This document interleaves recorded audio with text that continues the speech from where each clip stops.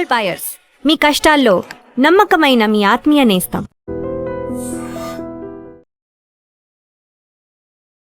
Trump తీవ్రంగా స్పందించారు. చిటికెలో ఇరాన్ పనిని మేము ఖతం చేస్తాం. మళ్ళీ ఎందుకని మొదటికొచ్చింది? అసలు ఈ యుద్ధానికి అంతం అనేది లేదా?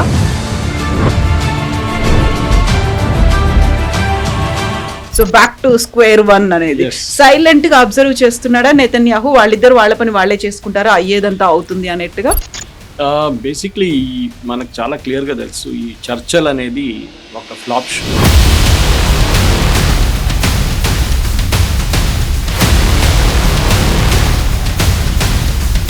హెజ్బుల్లా లెబనాన్లో 40 సంవత్సరాల నుంచి ఉన్నారు, 40 years. హసన్ నస్రుల్లా అని చెప్పాను చూడండి, కోమ్ నుంచి వచ్చారు. ఖొమేనీ కోమ్ నుంచి వచ్చారు.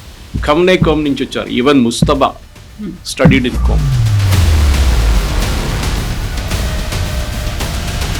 సో మనం వాళ్ళకి సపోర్ట్ గా ఉన్నామా, లేకుంటే ఓన్లీ ఆ సంతాపం కాబట్టి సంఘీభావంగా ప్రకటించాము? ఇరాన్కి ఇండియాకి ఒక పాత relationship. Strait of Hormuz open చేయగానే ప్రైసెస్ తగ్గింది, ఆయిల్ ప్రైసెస్. అది మెయిన్ ఎయిమ్ ఉండే ట్రంప్ది. అది ఆయన ఇంకా అదే బిలీవ్ చేస్తున్నారు. దట్ ఈస్ వై ఇంత ప్రొవోక్ చేసినప్పుడు కూడా Trump is not going after Iran completely. Mustafa Khamenei ఉన్నారా లేదా తెలియదు.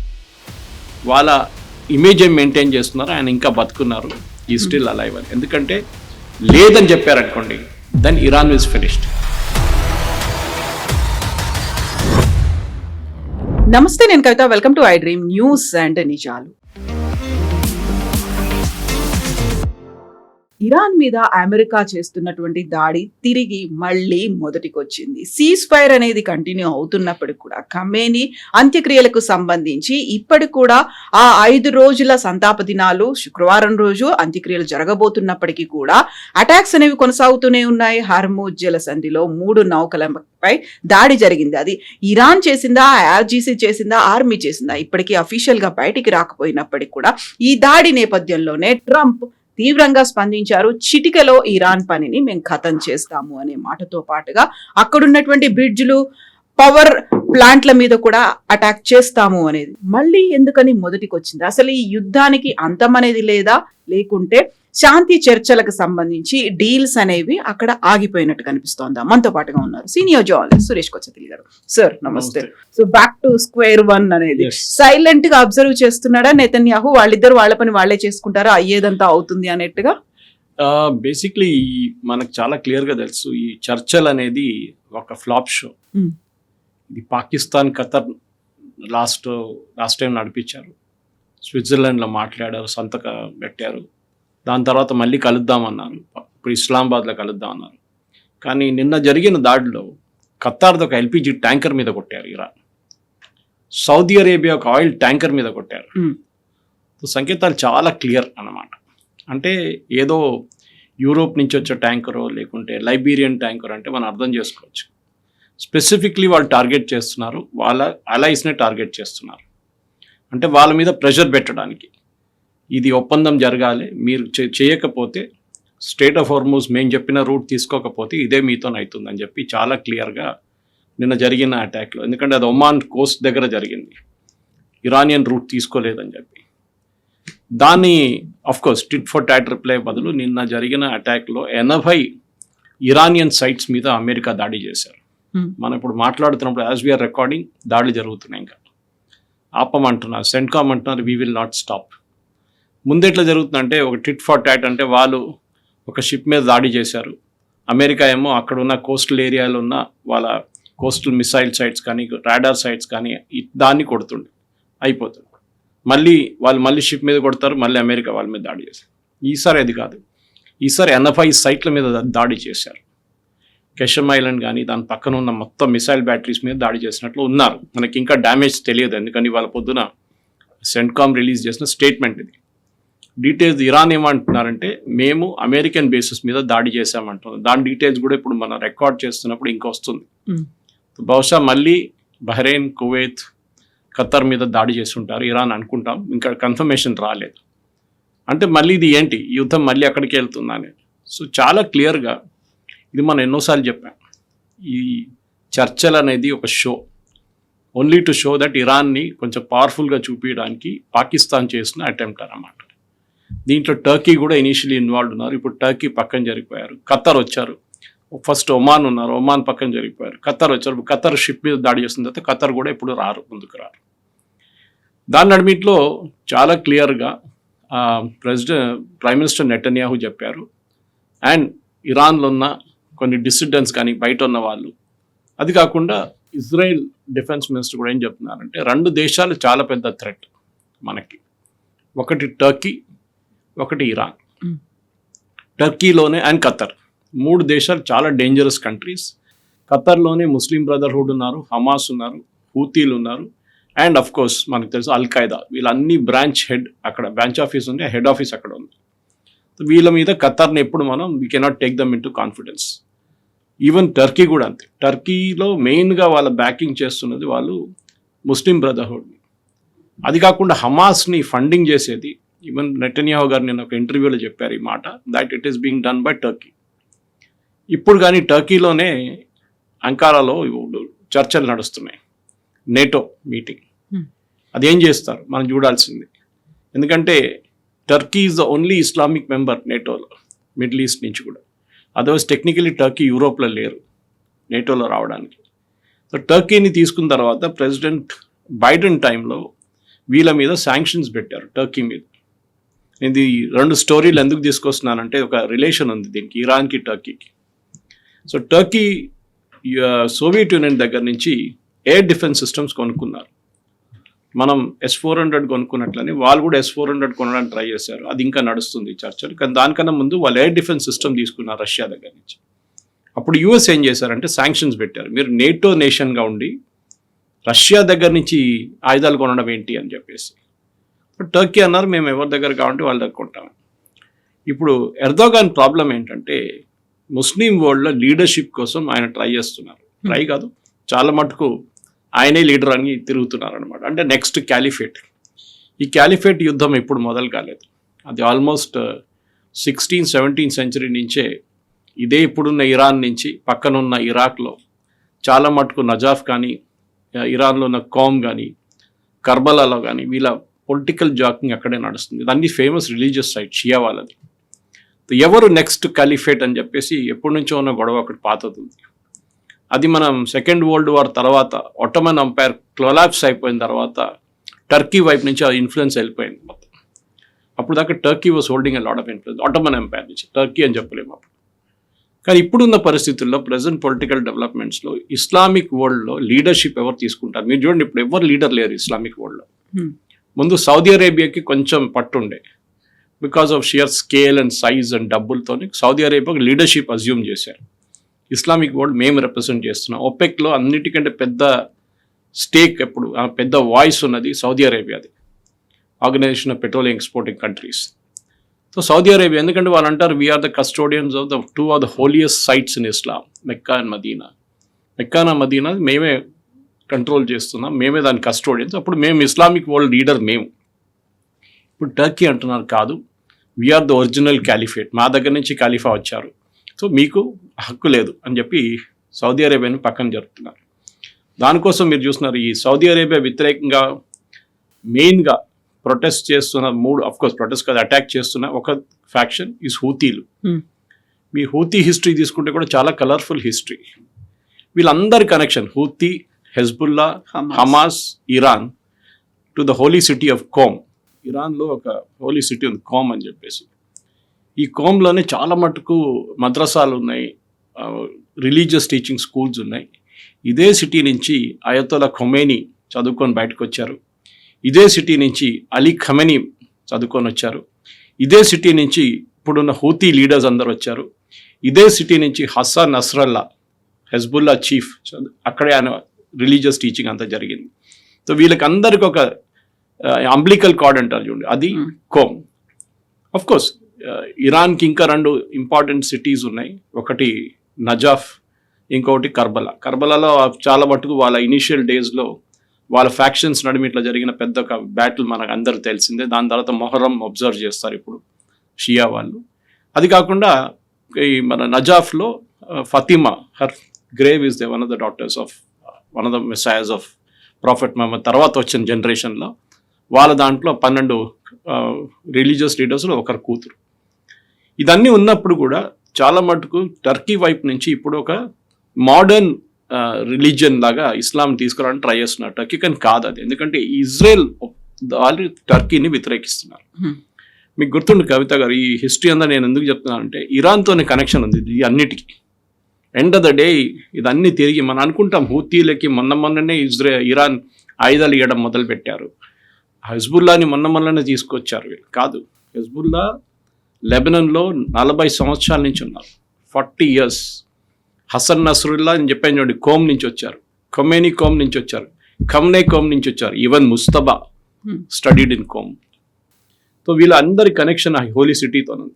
ఇప్పుడు జరుగుతున్న గొడవలు ఏంటంటే లీడర్షిప్ పొజిషన్ కోసం జాకింగ్ నడుస్తుంది.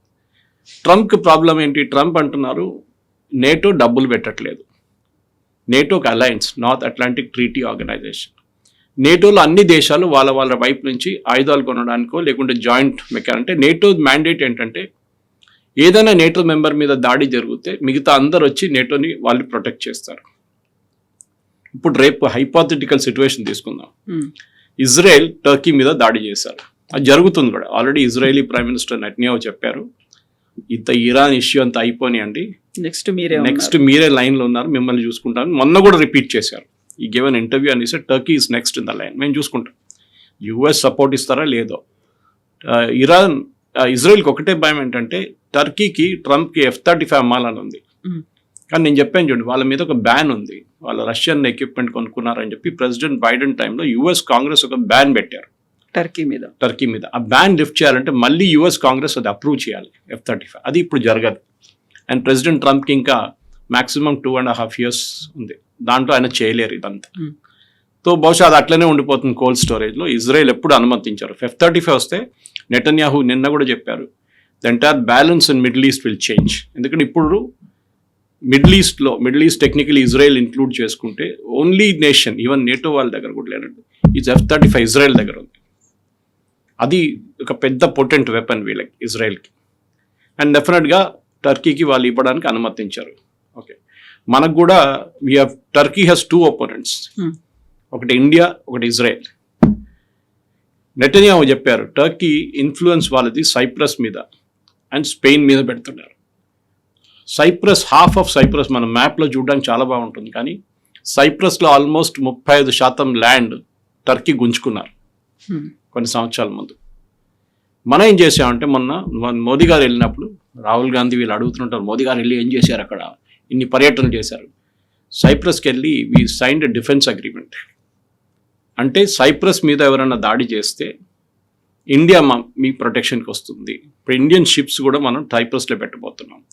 ఇండియన్ ఎయిర్క్రాఫ్ట్ని will position them in Cyprus. So Cyprus, Spain, మోదీగా స్పెయిన్ కూడా వెళ్ళారు దాని తర్వాత. సో దీని అన్ని protection Israel and India will defend అనమాట. And Turkey is a common enemy దీనికి. అటుపక్కన సిరియా కూడా అన్స్టేబుల్గా ఉంది మొత్తం. సిరియన్ ప్రెసిడెంట్ ఒక ఐసిస్ చీఫ్, ఆయన పాపం కంట్రోల్ చేయలేకపోతున్నాడు టెరిటరీని. అండ్ సిరియాలో కొద్దిసేపటి క్రితమే బాంబ్ బ్లాస్ట్లు అనేవి జరిగాయి. ఫ్రాన్స్ ప్రెసిడెంట్ హోటల్ దగ్గర అయ్యింది. సో ఇది జరగదు. సిరియా కూడా ఈజ్ అన్స్టేబుల్ టోటలీ. ఎందుకంటే సిరియాలో చాలా ఫ్యాక్షన్స్ ఉన్నాయి. ఒకటి కర్డిష్ ఫ్యాక్షన్స్ ఒకటి ఉంది, అది యాంటీ టర్కీ ఫ్యాక్షన్. ఇంకోటి హెజ్బుల్లా సపోర్ట్ కొంతమంది ఈవెన్ సిరియా నుంచి నడిపిస్తారు. దాని వ్యతిరేకంగా ఇజ్రాయెల్ అక్కడ వెళ్ళి ఆల్మోస్ట్ ఒక 20% సిరియన్ టెరిటరీ ఇజ్రాయెల్ చేతిలో ఉంది. అది ఎక్కువ ఇజ్రాయెల్ మాట్లాడరు దాని గురించి. వాళ్ళు లెబనాన్ గురించి మాట్లాడుతారు, కానీ సిరియా టెరిటరీ మా దగ్గర ఉందని చెప్పి ఇజ్రాయెల్ ఎప్పుడు చెప్పరు. ఈ పాలిటిక్స్ అంతా మిడిల్ ఈస్ట్ని మొత్తం మెస్గా తయారు చేసింది. ఇంకొక కొత్త డెవలప్మెంట్ నిన్న జరిగిందంటే యుఎస్ ట్రెజరీ సెక్రటరీ నిన్న అనౌన్స్ చేశారు ఇరాన్కి ఆయిల్ అమ్మడానికి పర్మిషన్ ఇచ్చారు. మీకు గుర్తుంటుంది, శాంక్షన్స్ లిఫ్ట్ చేశారు. అండ్ ఆల్మోస్ట్ ప్రతిరోజు 6 ships 2 million barrels ఉన్న 6 ships పోతున్నాయి. అంటే 18 million barrels per day is going out of Iran. మీరు మల్టిప్లైడ్ బై 50 అని పెట్టుకోండి. ఇప్పుడు $70 68 నడుస్తుంది. $50 అని పెట్టుకుంటే కూడా they are earning a huge amount of money అనమాట. కానీ ఇప్పుడు దాన్ని బ్యాన్ చేస్తే జూలై 17 తారీఖు నుంచి ఇరానియన్ ఆయిల్ మార్కెట్లో అమ్మలేరు. ఎఫెక్టివ్లీ యుఎస్ ఆ బ్లాకేడ్ మళ్ళీ తిరిగి తీసుకొస్తున్నారు. అప్పుడు మీ MOU ఏమవుతుంది? ఎంఓయు సంగతి ఏంటి? ఒకవైపు నుంచి ఇరాన్ బాంబ్ చేస్తున్నారు, సీజ్ ఫైర్ నడుస్తుంది, ఎంఓయు ఉన్నప్పుడుగా షిప్పుల మీద దాడి చేస్తున్నారు. వేరేజ్ ఎంఓయూలో రాశారు that the strait of Hormuz will be kept open. అది జరగట్లేదు. సో సీజ్ ఫైర్ పోయింది, ఎంఓయూ పోయింది. మళ్ళీ మీరు ఇస్లామాబాద్లో ఏం చర్చలు నడిపిస్తారు, ఏం టెక్నికల్ టాక్స్ నడిపిస్తారు? ఇది ప్రెసిడెంట్ ట్రంప్కి చాలా క్లియర్గా తెలిసిపోయింది దట్. అండ్ బహుశా ఆయన నేటో నుంచి తిరిగి వచ్చిన తర్వాత he will go all out after Iran. అది జరగవచ్చు. ఇప్పుడు కూడా 80 సైట్లు అంటే it is not a small thing. ఇప్పుడు జరిగిన డ్యామేజ్కి ఇరాన్ మళ్ళీ దాడి చేస్తారు, ఆల్రెడీ మొదలుపెట్టారు. మళ్ళీ యుఎస్ రియాక్ట్ అవుతారు, మళ్ళీ అదే నడుస్తూనే ఉంటుంది. మళ్ళీ పవర్ ప్లాంట్ల గురించి మాట్లాడుతున్నారు ట్రంప్, బ్రిడ్జ్ల గురించి మాట్లాడుతున్నారు. సో ఈ పరిస్థితిలో ఇప్పుడున్న దాంట్లో డెఫినెట్గా ఒకవైపు టర్కీ ఇష్యూ ఉంటుంది, కానీ అది నేటో టాక్స్ కాగానే అది బ్యాక్గ్రౌండ్కి వెళ్ళిపోతుంది. కానీ అలైవ్గా ఉండబోయే ఇష్యూ మెయిన్లీ ఇప్పుడు గాజా కూడా. గాజాలో ఒక కొత్త డెవలప్మెంట్ జరిగింది కవిత గారు. గాజాలో హమాస్ వాళ్ళ రూలింగ్ ఒక కమిటీ ఉంది, అక్కడ మేనేజ్మెంట్ కమిటీ అని చెప్పొచ్చు. గాజా మేనేజ్ చేయడానికి ఒక 15-20 సంవత్సరాల ముందు కాన్స్టిట్యూట్ చేసిన ఒక టీం ఉంది, వాళ్ళ గవర్నమెంట్ అని చెప్పొచ్చు. దాన్ని నిన్న డిజాల్వ్ చేశారు. అప్పుడు గాజా ఎవరు నడిపిస్తున్నారు, ఎప్పుడు నడిపితే ఎవరు లేరు. ఇప్పుడు ఒరిజినల్లీ ట్రంప్ మీకు చెప్పింది గుర్తుంటుంది దట్ నేను అక్కడ వెళ్ళి ఒక పీస్ కారిడార్ లాగా చేస్తాను, అక్కడ రిసార్ట్లు కడతాను అని చెప్పారు. ఇప్పుడు ఎవరు మేనేజ్ చేస్తారు గాజా అని పెద్ద ఒక ప్రశ్నగా వచ్చింది. ఎందుకంటే గాజా నుంచి హమాస్ బయటికి వెళ్ళరు, వాళ్ళకి తెలుసు వాళ్ళు బయటికి వెళ్ళారు ఇజ్రాయెల్ కొడతారు, వాళ్ళు ఈవెన్ విత్ ఇన్ గాజా కొడతారు ఇజ్రాయెల్. అప్పుడు నిన్న కూడా వాళ్ళ 2 కమాండర్స్ని చంపారు ఇజ్రాయెల్. తో ఆ పరిస్థితికి ఇప్పుడు ఉన్నప్పుడు వై డిడ్ దే సడన్లీ ఎందుకు డిజాల్వ్ చేశారని ఒక ప్రశ్న వస్తుంది. దానికి ఇరాన్ ఇస్ ఆన్సర్. ఇరాన్ నుంచి ఇప్పుడు హమాస్కి ఆయుధాలు రావట్లేదు. హమాస్ చాలా వీక్ పొజిషన్లో ఉన్నారు. ఈవెన్ హెజ్బుల్లా కూడా. హెజ్బుల్లా ఎందుకంటే అక్కడ లెబనాన్ అండ్ ఇజ్రాయెల్ నడిమిట్లో ఒక ఒప్పందం జరిగింది మొన్న. దాంట్లో హెజ్బుల్లాని డిసామ్ చేయాలని చెప్పారు. అది ఎవరు చేయలేరు అన్లెస్ యునైటెడ్ నేషన్స్ ఒక ఫోర్స్ని పంపించేస్తే కూడా. అది కూడా చాలా పెద్ద బ్లడ్ షెడ్ జరుగుతుంది, చాలామంది చనిపోతారు దాంట్లో. ఇక్కడ Gaza is also an issue. The entire west Asia పొయ్యి మీద పెట్టినట్టు పాల్లాగా అయిపోయింది. It's continuously boiling. ఇది ఎక్కడికి వెళ్తుందో మళ్ళీ, ఎందుకంటే మనం ఈ స్ట్రెయిట్ ఆఫ్ హార్మూజ్ ఓపెన్ చేయగానే ప్రైసెస్ తగ్గింది, ఆయిల్ ప్రైసెస్. అది మెయిన్ ఎయిమ్ ఉండే ట్రంప్ది. అది ఆయన ఇంకా అదే బిలీవ్ చేస్తున్నారు. దట్ ఈస్ వై ఇంత ప్రొవోక్ చేసినప్పుడు కూడా Trump is not going after Iran completely. ఇంకోటి ఏంటంటే యుఎస్ సెంట్కామ్స్ ఎక్కువ పబ్లిసిటీ ఇవ్వకుండా వాళ్ళు షిప్స్ని ఎస్కాట్ చేస్తున్నారు. రోజుకి 70 షిప్ని ఎస్కాట్ చేస్తున్నారు. దాంట్లో 1-2 అక్కడిక్కడ మిస్ అయిపోతుంది, లేకుండా వాళ్ళు ట్రాన్స్పాండర్ ఆఫ్ చేసేస్తారు. అప్పుడు వాళ్ళకి తెలియదు, వీళ్ళకి తెలియదు. దట్ ఈస్ సెంట్కామ్కి తెలియదు, ఇరానియన్స్ కూడా తెలియదు ఈ షిప్ ఎవరిదని. అట్లాంటి షిప్ మీద దాడి జరిగింది, 3 షిప్ల మీద. ఒకటి I think is a British ship, రెండవది వాజ్ అ సౌదీ అరేబియన్, మూడోది ఖతార్ గ్యాస్ ట్యాంకర్. అది ఇవాళ ఎక్స్ప్లోడ్ కావచ్చు. మేజర్ డిజాస్టర్ ఉంటుంది, ఎన్వైరన్మెంటల్ డిజాస్టర్ ఎక్స్ప్లోడ్ అయితే. గ్యాస్ అనేది మన ఆయిల్ లాగా కాదు, స్పిల్ కాదు, ఇట్ విల్ బ్లాస్ట్. పక్కన ఉన్న ఒక 10-20-30 కిలోమీటర్ దాకా దాని ఇంపాక్ట్ ఉంటుంది అన్నమాట. ఎల్ఎన్జీస్ అన్ని liquefied natural gas. Qatar is mainly LNG. ఖతార్లో ఆయిల్ ఎక్కువ లేదు, అసలు they don't have much of oil. So ఇది పెద్దగా డిజాస్టర్ జరగబోతుంది. అండ్ ఖతార్కి డెఫినెట్లీ కోపం వస్తుంది. వాళ్ళ దగ్గర ఆఫ్ కోర్స్ ఐ థింక్ ఒక 30-40 ఎల్ఎన్జీ ట్యాంకర్స్ ఉన్నాయి వాళ్ళ దగ్గర, దాంట్లో ఒకటి పోతుంది. కానీ సింబాలిక్ ఇది, డబ్బుల కోసం ఖతార్ దగ్గర మస్తు డబ్బులు ఉన్నాయి. బట్ సింబాలిక్ అటాక్ ఖతార్ మీద ఎందుకు చేశారు? మీరు మాతో చర్చలు నడుపుతున్నారు, గ్రేట్. మీ డెలిగేషన్ని పంపించారు మా అయతోల్లా సెరమనీకి, గ్రేట్. కానీ అప్పుడు కూడా మిమ్మల్ని అటాక్ చేస్తారు. ఎగ్జాక్ట్లీ. ఒకవైపు ఏమో ఖమేనీ అంత్యక్రియలు అనేవి జరుగుతున్నాయి, 5 days పాటు ఆ ఫ్యూనరల్ ప్రొసెషన్ ఇవన్నీ ఉంటాయి అనుకున్నప్పుడు సైలెంట్ గా ఉంటుంది అనుకున్నారు. ఆ తర్వాత ఇప్పుడు ఆ పీస్ టాక్స్ అనేవి జరుగుతున్నాయి, అక్కడ సీజ్ ఫైర్ అనేది కంటిన్యూ అవుతోంది. కాబట్టి ఏమీ జరగదు అనుకుంటే ఎందుకంత ప్రొవోకివ్ గా మళ్ళీ ఇద్దరు మారుతున్నారు, ఎందుకలా స్టేట్మెంట్లు అగ్రెసివ్ గా ఇస్తున్నారు అనేది? యాక్చువల్లీ అమెరికా వైపు నుంచి ఎక్కువ ప్రొవోకేషన్ లేదు. For a change provocation Iran side నుంచి వస్తుంది. గుర్తుంటుంది మీకు, మనం మాట్లాడినప్పుడు మనం ఒకసారి వాట్ హ్యాపెన్స్ ఆఫ్టర్ ఫ్యూనరల్ అని అడిగాం మనం. ఇది this is the answer for it. ఇంకా అగ్రెసివ్గా వెళ్తారు? ఎస్, దాంట్లో డౌట్ లేదు. ఎందుకంటే ఇప్పుడు ఇరాన్లో ఉన్నది కంట్రోల్ చేస్తున్నది కంప్లీట్లీ ఐఆర్జీసీ. ఇప్పుడు ఈ జరిగిన ఫ్యూనరల్ సెరమనీ కూడా మొత్తం ఒక షోగా నడిపిస్తుంది ఐఆర్జీసీ. అక్కడున్న గవర్నమెంట్ ఎంప్లాయీస్ గారు చెప్పారు, మీరు ఫ్యూనరల్ సెరమనీకి రాకపోతే మీ శాలరీలో ఆ రోజు డిడక్షన్ జరుగుతుంది. Iran population 90 million. ఈ ప్రొసెషన్కి మొన్న వచ్చిన వాళ్ళు సంఖ్య అంత మ్యాక్సిమం పెట్టుకుంటే 1 million, అంటే హార్డ్లీ 1%. అయతోలా ఖొమేనీ ఫ్యూనరల్కి 5 million వచ్చారు. ఖొమేనీ 1989లో చనిపోయినప్పుడు. అది పెద్దదా, ఇది పెద్దదా? సో దీన్ని IRGC ఒక షోగా చేసుకొని ఎందుకు 4th of July డేట్ పెట్టారు కవిత గారు? 4th of Julyకి ఎందుకు మొదలు పెట్టారు ఈ ఫ్యూనరల్ ప్రొసెషన్? ఎప్పుడైనా చేయొచ్చు కదా, దాని ముందో దాని తర్వాత.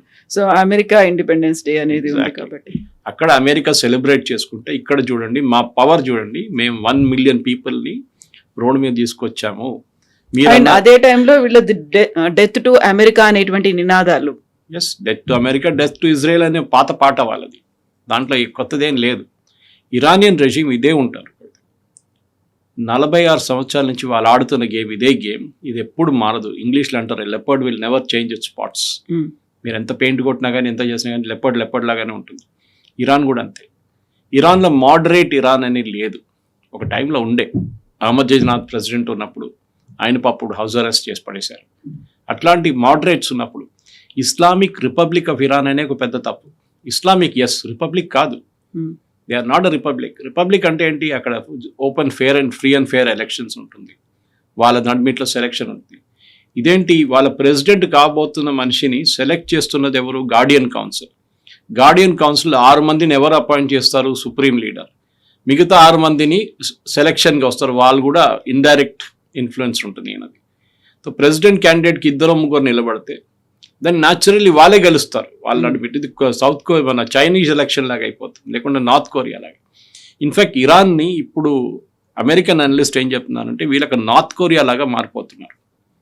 మాకు ఎవరి సహాయం అక్కర్లేదు, మేము మా కోసం ఉంటాం, మేము మా పని మేము చూసుకుంటాం, మిమ్మల్ని ఎవరిని మేము హెల్ప్ అడగడం, సహాయం అడగం. నార్త్ కొరియా చూడండి, అది మ్యాక్సిమం చైనా దగ్గర కొంచెం రిలేషన్షిప్ ఉంది వాళ్ళకి, రష్యా దగ్గర ఇండైరెక్ట్ ఒక రిలేషన్షిప్, ఎవరి దగ్గరికి రారు వాళ్ళు. అక్కడ ఫ్యామిన్ ఉంది, తినడానికి తిండి లేదు, అన్నీ తెలుసు అక్కడ, కానీ they will still manage, somehow they will manage. అది ఇరాన్ స్ట్రాటజీ. ఇప్పుడు 2 స్ట్రాటజీలు ఉండే ఇరాన్ దగ్గర. ఖమేనీ చనిపోయినప్పుడు ఈ 40 రోజుల ముందు, that is 1, open up totally.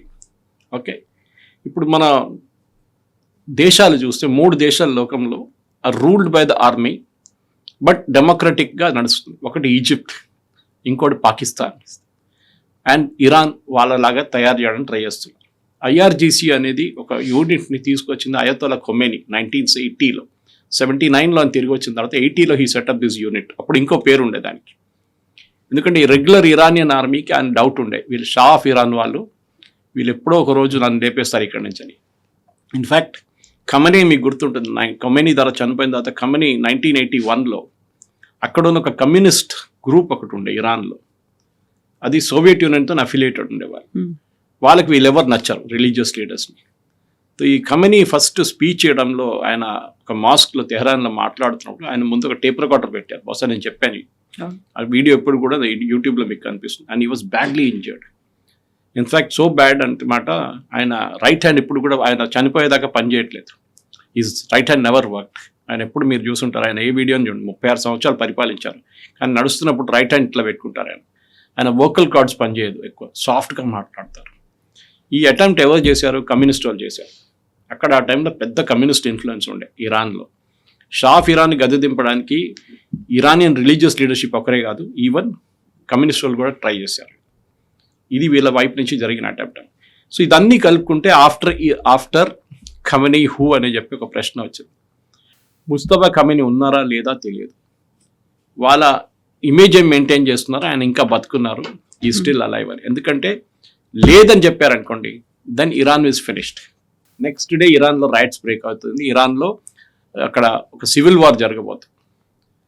ఇక్కడ ఇప్పుడు ఈ ఫ్యూనరల్ని ఈ IRGC వాళ్ళు ఒక షోగా వాడుకొని మాకు సపోర్ట్ ఉంది చూడండి. ట్రంప్ కూడా చెప్పారు కదా, గుర్తుంది మీకు, ఐఎమ్ సర్ప్రైజ్డ్, ఇంతమంది నేను అనుకున్న వ్యతిరేకత ఉంది ఈయన విత్. నేను ఎవరో ఎక్స్ప్లెయిన్ చేశారంట ఆయనకి, అది 2 లక్షలు 3 లక్షల మంది వచ్చారు అంతే. Iran population is 90 million. కొంచెం సాటిస్ఫై అయ్యారా? Then he became correct then possibly this is event management అని చెప్పారంట.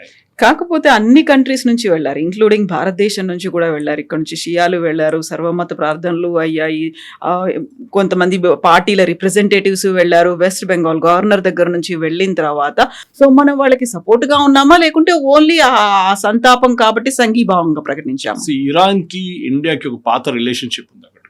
ఇన్ఫాక్ట్ యునైటెడ్ నేషన్స్లో 198 దేశాలు ఉన్నాయి, క్లోజ్ టు 200. దాంట్లో 50 దేశాలు వచ్చారు ఫ్యూనరల్కి. అమెరికా కొంతమందిని అడ్డుకున్నారు, దే ఓపెన్లీ థ్రెటెండ్. అఫ్కోర్స్ యూరోప్ని పిలవలేదు అనుకోండి, యూరోపియన్ నేషన్స్ ఎవరిని పిలవలేదు, అఫ్కోర్స్ అమెరికాని పిలవరు, ఎవరు కూడా పిలిస్తే కూడా 50 దేశాలు వచ్చారు. So 1/4 of the global humanity వచ్చారు, పెద్ద సంఖ్య ఏం కాదు అది. కానీ రిప్రజెంటేటివ్స్ అందుకు తీసుకొచ్చారు. అగైన్ ఇట్ వాజ్ షో, మీరు చూసుంటారు ఆ ఫ్యూనరల్ ఎట్లా ఉందని, మొత్తం మిలిటరీ బ్యాండ్, మిలిటరీ పరేడ్ లాగా, ఒక సోల్జర్ సోడ్ తీసుకొని ముందు నడుస్తుంటే ఒక గార్డ్ ఆఫ్ ఆనర్ లాగా అన్నీ చేశారు వాళ్ళు. దే టిపికల్లీ సోవియట్ యూనియన్లో లెనిన్ కానీ, స్టాలిన్ కానీ, బ్రెస్డేవ్ కానీ ఎవరైనా చనిపోయినప్పుడు జరిగిన అదే గ్రాండ్గా చూపించారు. మళ్ళీ ఓకే, గోర్బచోవ్ పేరు ఎందుకు తీసుకోలేదంటే ఆయన వచ్చేదాకా ఆయన పాపం చనిపోయినప్పుడు చాలా నార్మల్ ఫ్యూనరల్ ఉండే ఆయనకి. అట్లాంటి ఒక షో చేశారు వీళ్ళు.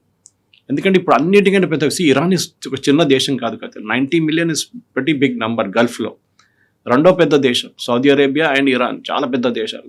UAE of course is Emirates, 7 Emirates. ఈ పరిస్థితుల్లో డెఫినెట్గా ఒక ఇంపాక్ట్ ఆఫ్టర్ ఖమెనీ హూ అనేది రాబోతుంది. అది ఈవెన్ అమెరికాకు కూడా ఒక ఏం చెప్తారు, ఒక బిగ్ ఫ్యాక్టర్ వరీ అంటారు ఇంగ్లీష్లో. ఎవరు వస్తారు? ఐఆర్జీసీని కొట్టాల్సిందే, దాంట్లో డౌట్ లేదు. So IRGC leader, IRGC chief మన ఫ్యూనరల్ కనిపించాడు. డెఫినెట్గా ఇజ్రాయెల్ ఆయన్ని మార్కేసేసి ఉంటారు, తీసివేస్తారు, డెఫినెట్గా లేపేస్తారు నెక్స్ట్ ఫ్యూ డేస్. సో ఐఆర్జీసీని క్లీనప్ చేస్తేనే ఇరాన్ క్లీన్ అవుతుంది అని చాలా క్లియర్ సిగ్నల్స్ పంపిస్తున్నారు. ఈ దాడులు చేపిస్తే ఆలోచించండి, ఇంత సీరియస్గా ఫ్యూనరల్ నడుస్తున్నప్పుడు ఎందుకు ఈ షిప్ల మీద దాడి చేయడం? అండ్ ట్రంప్ కూడా ఒక మాట అన్నారు, మాకు తెలుసు ఎవరెవరు అటెండ్ అయ్యారో, అరాక్షి దగ్గర నుంచి ప్రతి ఒక్కరూ అక్కడే ఉన్నారు, కావాలనుకుంటే అక్కడ ఉన్నటువంటి ప్రజల్ని, టాప్ లీడర్లని లేపేయచ్చు, బట్ మేము లేపేయట్లేదు, ఎందుకంటే ఫర్దర్ గా మాకు చర్చల కోసం వాళ్లే అవసరం ఉంటారు కదా అని. ఇంత ప్రొవోకేటివ్ గా మాట్లాడాల్సినటువంటి అవసరం ఏముంది అని? ఇంటర్నేషనల్ లెవెల్లో కవిత గారు, ప్రొవోకేషన్ అనేది ఇప్పుడు ఒక డిప్లొమాటిక్ వెపన్ గా వాడుకుంటున్నారు. దానికి ఖర్చేం లేదు, ఒక స్టేట్మెంట్ ఇవ్వడంలో ఖర్చేం లేదు. ఇస్తారు, అందరూ ఈ స్టేట్మెంట్ ఇస్తారు. చైనీస్ లీడర్షిప్ ఇస్తారు, పాకిస్తాన్ లీడర్షిప్ మన వైపు చేతులు కోసేస్తాము, ఇండస్ వాటర్ ట్రీటీ చేస్తారా? చేయరు. It's only a matter of speech అంటారు ఇంగ్లీష్లో. అది వీళ్ళది కూడా అంతే. ట్రంప్ మీరు చూడండి, ప్రతిరోజు పొద్దు నుంచి సాయంత్రం దాకా ఆయన ట్వీట్లు చేస్తూనే ఉంటాడు. ఓన్లీ లాస్ట్ ఒక 2 వారాల నుంచి చేయట్లేదు. బహుశా వాళ్ళ అడ్వైజర్స్ చెప్పుంటారు, సార్ ప్లీజ్ కొంచెం ఆపండి, ఇది చాలా మీరు ఇంత ట్వీట్ చేసినప్పుడు ఎవరు సీరియస్గా తీసుకుంటలేరు మిమ్మల్ని, you do it once or twice a day అంతే. కాకపోతే జార్జియా మెలోనీ మీద ఇప్పటికి కూడా ఆయన ట్వీట్లు చేస్తున్నారు, సెటైరికల్ ఫోటోలు, ఏఐ ఎడిటెడ్ ఫోటోలు కూడా పెడుతున్నారు. ఒబామా మీద పెట్టారు మొన్న, ఒబామా ఎయిర్ ఫోర్స్ 1 బయట నిలబడుతున్నాడు, బ్లాక్ లైఫ్స్ మ్యాటర్ అని చెప్పేసి. అసలు నాకు అర్థం కాదు. Anyway that is a different debate. కానీ ఒక యుఎస్ ప్రెసిడెంట్కి కావాల్సిన ఎటికెట్ అది మీరు అబ్రహాం లింకన్ నుంచి, థియోడోర్ రూజ్వెల్ట్ నుంచి, Harry Truman, Jimmy Carter, bill Clinton, George bush, ఇద్దరు జార్జ్ బుష్లు జూనియర్ అండ్ సీనియర్, వీళ్ళందరి వైపు నుంచి చూస్తే ఒబామా దాకా, తర్వాత బైడెన్ అండ్ ట్రంప్, ఒక మెచ్యూరిటీ ఉంటుంది అమెరికన్ లీడర్షిప్కి ఎప్పుడు. జాన్ ఎఫ్ కెనడీ చూడండి, వెరీ వెరీ ఏం చెప్తారు, అమెరికన్ ప్రెసిడెన్షియల్లో పాసిబ్లీ ఫెయిల్ అయ్యారు. స్టాండర్డ్స్ మెయింటైన్ చేసినామని ఆయన ఇచ్చిన స్పీచెస్ చూడండి, ask what you can do for your country, not what your country can do. ఆ స్పీచెస్ అది చాలా మటుకు అమెరికన్ ప్రెసిడెంట్కి ఒక స్టేచర్ ఉంటుంది. ట్రంప్కి ఏమైపోయిందంటే ఆయన డెస్పరేట్ అయిపోయాడు. ఆయన మీరు ఇనీషియల్ డేస్లో చూడండి, ఆయన బిజినెస్ మ్యాన్గా ఉన్నప్పుడు కూడా ఆయనకి ఎప్పుడు అనిపించేది ఏంటంటే, ఇప్పుడు కూడా అదే అంటాను, మన టర్కీకి వెళ్ళినప్పుడు అన్నారు, నేను ఈవెన్ నేను పొలిటిక్స్కి వచ్చే ముందు కూడా నాకు కోపం ఏముండే అంటే, అమెరికా ఖర్చు పెడుతుంది, మిగతా అందరూ ఎంజాయ్ చేస్తున్నారు. నేటో చూడండి, మేము నేటోలో డబ్బులు పెడుతున్నాం, నేటో దేశాలు ఇంగ్లాండ్, యూకే ఉండొచ్చు, ఫ్రాన్స్ ఉండొచ్చు, జర్మనీ ఉండొచ్చు, ఎవరైనా ఉండొచ్చు, వీళ్ళు ఎవరు డబ్బులు పెట్టలేదు. 40 దేశాలు ఉన్నారు నేటోలో, ఎందుకు డబ్బులు పెట్టలేదు? వాళ్ళ జీడిపిలో 1% వాళ్ళు పెడుతున్నారు డిఫెన్స్కి. 5% పెంచకపోతే నేను 10 పైసలు ఇవ్వాలి. ఇన్ఫ్యాక్ట్ నిన్న ఒక రన్నింగ్ జోక్ ఏంటంటే, ట్రంప్కి ఏదైనా అక్రోనిమ్ ఉన్న ఏదో ఆర్గనైజేషన్ ఉంటే కోపం వస్తుందంట. అది WHO ఉండొచ్చు, UN ఉండొచ్చు, నేటో ఉండొచ్చు, వీళ్ళ అక్రోనిమ్ ఉన్న దేశాలన్నీ ట్రంప్కి వేస్ట్ ఫెలోస్ అంటారు. యుఎన్ నుంచి బయటకు వచ్చారు, చాలా మటుకు ఫండింగ్ ఆపేశారు, యునెస్కో నుంచి బయటకు వచ్చేసారు, WHO నుంచి ఎగ్జిట్ చేసేసారు. సో ట్రంప్ ఎక్కడెక్కడ వెళ్తున్నారో ఆయనకు ప్రాబ్లం ఉంది. నేటో అనేది నేను అనుకుంటాను, నా అంచనా ప్రకారం కవిత గారు, in the present world NATO it's a sheer waste. ఇప్పుడు వాళ్ళ ప్రామినెన్స్ పోయింది వాళ్ళది. ఎస్పెషలీ ఇరాన్ వాళ్ళు ఇరాన్ యుద్ధం జరిగినప్పుడు అది ట్రంప్ మొదలుపెట్టిన యుద్ధం, మాకేం సంబంధం ఉందన్నారు నేటో వాళ్ళు. ఎస్పెషలీ ఫ్రాన్స్ కానీ యూకే కూడా, స్టామర్ కూడా అదే అన్నారు. కాదు, మీ మీద కూడా ఇంపాక్ట్ జరిగింది కదా తర్వాత. మీరు అదే రోజులో స్ట్రైట్ ఆఫ్ హార్మోస్ని అమెరికాని హెల్ప్ చేయడానికి వెళ్తే ఈ పరిస్థితికి రాదు. ఇప్పుడు అమెరికా ఒక్కడే పోరాడుతున్నది, కరెక్ట్. అది ట్రంప్ మొదలుపెట్టింది యుద్ధమే, దాంట్లో డిస్ప్యూట్ లేదు. మీ దగ్గర అడగలేదు, correct, we agree with that also. కానీ డెఫినెట్గా నేటో నేషన్, యుఎస్ ఒక నేటో నేషన్ కాదు, యుఎస్ మీద దాడి చేస్తున్నాడు మీరు చూసుకుంటూ ఊరుకున్నారా? అది ఎట్లా అవుతుంది? అది నేటో మ్యాండేటే వైలేట్ అయింది అక్కడ. సో అప్పుడున్న దాంట్లో వీళ్ళందరూ కలిసి ఒక 40 దేశాల్లో ఒక 10 పెద్ద దేశాలైనా వాళ్ళ షిప్స్ని పంపిస్తే ఇరాన్ అడ్డుకోలేరు. ఇప్పుడు ఏమైపోయిందో, యుఎస్ ఒక్కరే దొరికారు వాళ్ళకి. All the country should have gun. And దాంట్లో ఆ మాటకి నేను ట్రంప్ మాట అంగీకరిస్తున్నాను, correct. NATO did not stand up to their expectation, వాళ్ళు చేయలేదు. ఇప్పుడు వాళ్ళు రిగ్రెట్ చేస్తున్నారు. జర్మనీలో జర్మనీ అనుకుంటాను, నిన్న ఒక కన్విక్షన్ జరిగింది. వాళ్ళ నార్డ్ స్ట్రీమ్ ఒక పైప్ లైన్ ఉంది, గ్యాస్ సప్లై చేస్తారు రష్యా నుంచి. దాన్ని ఒక యుక్రేనియన్ బాంబ్ పెట్టి డిస్ట్రాయ్ చేశారు. యుక్రేనియన్ గవర్నమెంట్ మీద, జెలెన్స్కీ ఆర్డర్ మీద చేశారంట. ఆయనే మొన్న జైల్లో వేసి ఛార్జ్ షీట్, వాళ్ళ వైపున ఛార్జ్ షీట్, మనది కాదు, వాళ్ళ వైపు ఇంకో లాంగ్వేజ్ ఉంటుంది, ఈ వాజ్ కన్విక్టెడ్, బాంబ్ చేశారని చెప్పి. ఇప్పుడు మీరు చెప్పండి, జెలెన్స్కీ మీద మీరు యాక్షన్ తీసుకుంటారా? తీసుకోలేరు. ఎందుకంటే ఇప్పుడు మెయిన్ చర్చలు నడుస్తుంది అంకారాలో, జెలెన్స్కీకి ఆయుధాలు ఎట్లా ఇవ్వాలి. లాస్ట్ 2 రోజుల నుంచి జెలెన్స్కీ మీద వర్షంలాగా పడుతుంది డ్రోన్లు. ఎందుకు? వాళ్ళ ఎయిర్ డిఫెన్స్ సిస్టమ్ మొత్తం పోయింది యుక్రెయిన్ది. వాళ్ళ దగ్గర ఉన్న పేట్రియట్ మిసైల్స్ అయిపోయినాయి. యుఎస్ సప్లై చేసిన Patriot missiles through Europe, payment యూరోప్కి చేశారు యుక్రెయిన్, అమెరికా ఆయుధాలు ఇచ్చారు. కానీ అమెరికా దగ్గర ఇప్పుడు పేట్రియట్ మిసైల్స్ లేదు ఈ ఇరాన్ యుద్ధం తర్వాత. వాళ్ళ దగ్గర షార్టేజ్ ఉంది. సో వాళ్ళు ఏమంటారు, మేమేమి ఇవ్వలేము, మీరు ఈ పని మీరు చూసుకోండి అని చెప్పేసి. సో లాస్ట్ 2-3 డేస్ నుంచి యుక్రెయిన్ మీద చాలా పెద్ద అటాక్ జరుగుతుంది రష్యాది, వాళ్ళకి తెలిసిపోయింది. In fact ironically Trump, Putin and Zelensky మొన్న మాట్లాడారు, 1 అవర్ ఈచ్ మాట్లాడారంట ఫోన్లో. ఏం చర్చలు నడిపించారో ఎవరికి తెలియదు. ట్రంప్ ఏమో నేను ఆ యుద్ధం ఆపడానికి వెళ్తున్నానంటే, మా అడిగారు ఈ యుద్ధం ఏమైంది అని అడుగుతున్నారు. ఈ ఇరాన్ యుద్ధం మీరు ఆపలేదు, మీరు ఇంకా కూడా నడుస్తున్న యుద్ధం ఆపడానికి వెళ్తారు. అది 4 years నుంచి కంటిన్యూ అవుతుంది. They will not listen. Putin పట్టించుకోరు, పుటిన్కి ఏం కాదు. 1,00,000 మంది, 4 లక్షల మంది ఇటు 4 లక్షల మంది అటు చనిపోయారు. But they are not bothered. Zelensky problem ఉంది. అండ్ యూరోప్ ఏమో ఆయనకు సహాయం చేస్తున్నారు. ట్రంప్ అంటున్నారు, మీరు మీ బడ్జెట్ పెంచండి, ముందు మీరు యుక్రెయిన్ ఏం హెల్ప్ చేయబోతున్నారు, మీరు ఆయుధాలు పెట్టండి, మీరు ఆయుధాలు కొనండి. అండ్ నిన్న ఒక మేజర్ డిసిషన్లో యూరోప్లో, was it UK or France, వీళ్ళు అవాక్స్ ఎయిర్బోర్న్ సిస్టమ్స్ ఉంటుంది నేటోది. ఎప్పుడు అమెరికన్ అవాక్స్ తీసుకుంటారు ఎయిర్క్రాఫ్ట్, ఎయిర్బోర్న్ వార్నింగ్ సిస్టమ్, అంటే it's like a radar in the sky. దాన్ని ఇప్పుడు యూరోప్ నుంచి తీసుకుంటున్నారు, యూరోపియన్ కంపెనీ తయారు చేసేది. అది పెద్ద ప్రాబ్లం కాబోతుంది నెక్స్ట్ 1 week. చూడండి, ఈ నేటో టాక్స్లో కూడా అది టాపిక్ రావచ్చు, కానీ ఇంకా అగ్రిమెంట్ సైన్ చేయలేదు. ప్రెసిడెంట్ ట్రంప్కి ఏంటంటే అమెరికన్ ఆయుధాలు అమెరికన్ కంపెనీ దగ్గర నుంచే మీరు కొనాలి, అప్పుడు అక్కడ ఉద్యోగ అవకాశాలు ఉంటాయి, ఎంప్లాయ్మెంట్ జరుగుతుంది అంతా యుఎస్లో. మీరు తీసుకోకపోతే రేథాన్ కానీ, మెక్డొనాల్డ్ డగ్లస్ కానీ, బోయింగ్ కానీ, వీళ్ళకి ఏమొస్తుంది బిజినెస్? మీరు మా దగ్గర నుంచే కొనాలి ఆయుధాలు.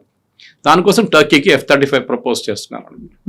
సో మోస్ట్ ప్రాబబ్లీ ఇప్పుడు ఫ్రైడే ఫ్యూనరల్ కంప్లీట్ అయిపోయిన తర్వాత సాటర్డే నుంచి ఇరాన్ కూడా చాలా అగ్రెసివ్ గానే ముందు డెఫినెట్గా జరగబోతుంది, దాంట్లో డౌట్ లేదు. నాకు డౌట్ ఈవెన్ ఉంది, ఈ సోకాల్డ్ ఇస్లామాబాద్ టాక్స్ జరుగుతుందా లేదా అనేది. టెక్నికల్ టాక్స్ అంటున్నారు, కానీ ఈ పొజిషన్లో ట్రంప్కి ఒక డిసిషన్ తీసుకోవాల్సి వస్తుంది. ఇది ఎన్ని రోజులు ఇట్లనే చేసుకుంటూ వెళ్తారు మీరు అని.